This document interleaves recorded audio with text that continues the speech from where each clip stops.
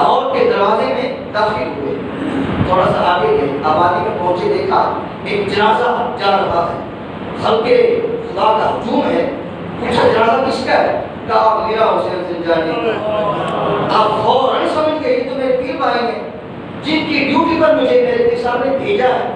آپ اپنے آپ سے سوال کرتے ہیں، اے علی حجویری تو آنا نہیں چاہتا تھا، تیری نظر ابتدا پہ تھی، پیر صاحب کی نظر انتہا پہ تھی۔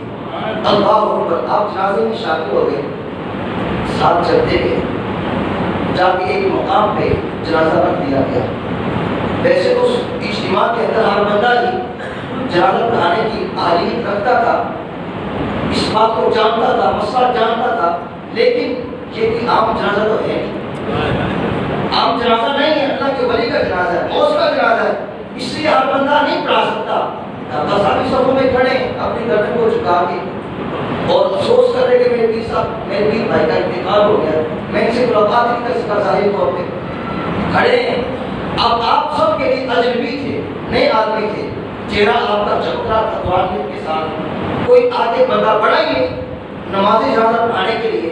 اب سب لوگ آپ کی طرف دیکھ رہے ہیں، ایک بندے نے آپ کا بازو پکڑا، کہا جناب آگے آئے، نماز جنازہ پڑھائیں۔ بلکہ میرا وجدان کہتا ہے کہ کفن میں لپٹا ہوا میرا حسین زنجانی بھی یہی کہتا ہوگا، اے علی حجویری تیرے ہوتے ہوئے میرا جنازہ کوئی اور پڑھائے، یہ ہو بھی کیسے سکتا ہے؟ تو آپ نے نماز جنازہ پڑھائی تو پیر صاحب نے داتا صاحب کو لاہور اس وقت بھیجا، آپ کو معلوم تھا، تاکہ لاہور کی روحانی حکومت کا سلسلہ جاری اور ساری رہے۔ صاحبو، داتا صاحب کی شان ہر ایک سے نہ پوچھا کرو، اگر پوچھنی ہو تو اللہ کے ولیوں سے پوچھا کرو، غوثوں اور قطبوں سے پوچھا کرو۔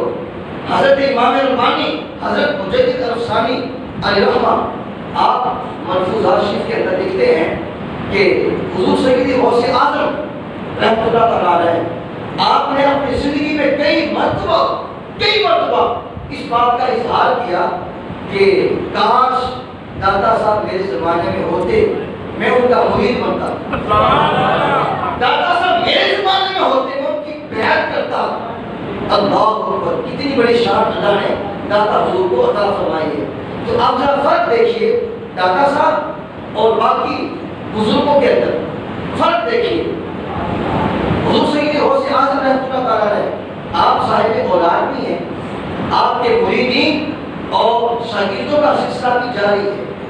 اسی طرح حضرت مجدد الافسانی امام ربانی علیہ رحمہ صاحب اولاد بھی ہیں، مریدین اور شاگردوں کا سلسلہ بھی جاری ہے۔ خواجہ غریب نواز علیہ رحمہ صاحب اولاد بھی ہیں، مریدین اور شاگردوں کا سلسلہ بھی جاری ہے۔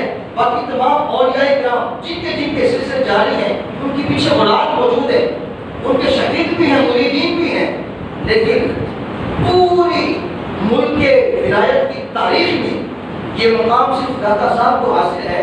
نہ آپ کی اولاد ہے، نہ شاگرد ہے، نہ مریدین ہیں۔ جا کے دربار پہ دیکھ لو، رونق سب سے زیادہ ہے۔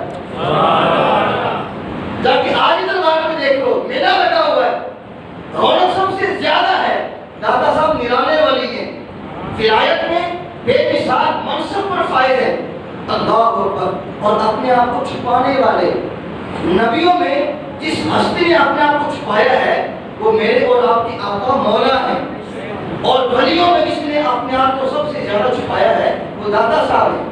بلکہ میں تو سمجھتا ہوں کہ داتا صاحب کی اولاد بھی کشف المحجوب ہے، آپ کے شاگرد بھی کشف المحجوب ہے، آپ کے مرید بھی کشف المحجوب ہے۔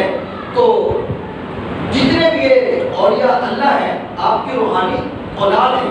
تو اب ہمارے پاس داتا صاحب کی صرف ایک ہی نشانی ہے اور کوئی نشانی نہیں، کیا؟ وہ بھی کشف المحجوب۔ کشف المحجوب کی ہر سطر، ہر لائن سپریم کورٹ ہے۔ سپریم کورٹ کے سامنے تمام ججز کی پیشانیاں جھک جاتی ہیں، اور کشف المحجوب کے سامنے بڑے بڑے اولیاء اللہ کی گردنیں جھک جاتی ہیں۔